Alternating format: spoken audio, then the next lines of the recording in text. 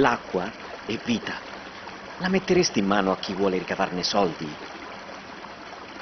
Firma anche tu per il referendum.